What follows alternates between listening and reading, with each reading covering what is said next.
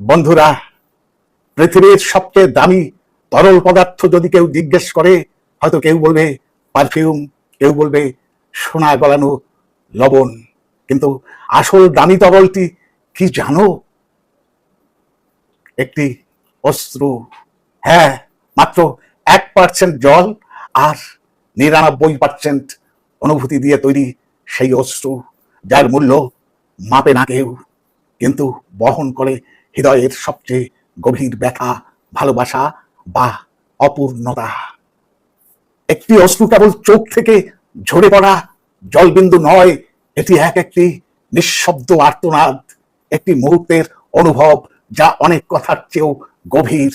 কখনো তা হয় ভালোবাসার ছোঁয়া, কখনো বিচ্ছেদের আরতি, কখনো আনন্দের বিস্ময়, কখনো বা ভেতর থেকে ফেটে বের হওয়া অসহায়তা।